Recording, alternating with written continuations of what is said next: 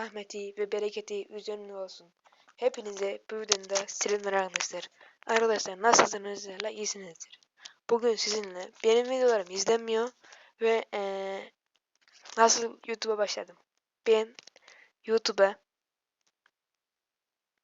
küçükken yani 5. sınıfa falan giderken ben Barışçı ne bileyim Sasuke onları izliyordum. Hatta Luna var. Alem Soga var 30 FPS. Şimdi şu anda 120 FPS. Arkadaşlar ben bunları izledim. Ben de heveslendim yani diyelim. Düşkün oldum. Benim de bir olur dedim yani. Ama işte olmuyormuş olmayınca. Şu anda bırakacağım gibi ama inşallah bu videoda bir desteklenirse yani inşallah desteklenir. Bende yani hiçbir ekipman yok. Sadece bir kulaklık bir de tablet. Hatta göstereyim size. İnanmayanlar da oluyor bu arada. Bak. Bakın arkadaşlar 30 FPS. Bak şunu da dengeliye bastık mı da 15 FPS.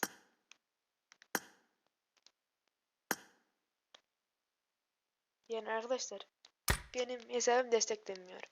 Ben YouTube Shorts'ta yani keşfete giderken izliyorum işte nasıl video çekmeliyim, herkes nasıl çekiyor.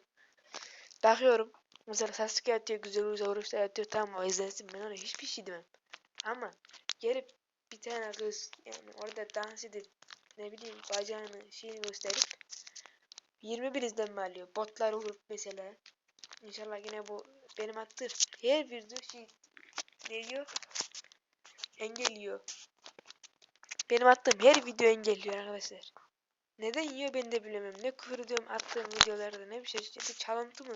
Ondan da atıyor bilemiyorum. Arkadaşlar benim videolarıma hiçbir izlenme gelmiyor. Abone olun, like atın. Bildirimler sadece bir tane alacaksınız ya. O da yani kaç abone şu anda? 36 aboneyiz yani. Onu da basmayan adam mıdır yani ya? Bir tane basacaksınız. 40 abone olacağız yani. 10 sonra 10 gideceğiz.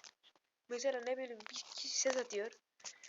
Yani o sesi açayım orada en fazla 1 milyon falan video vardır o sesli. Ben onu atmıyorum o sesi. Sevmiyorum. Kendim üretmeye çalışıyorum.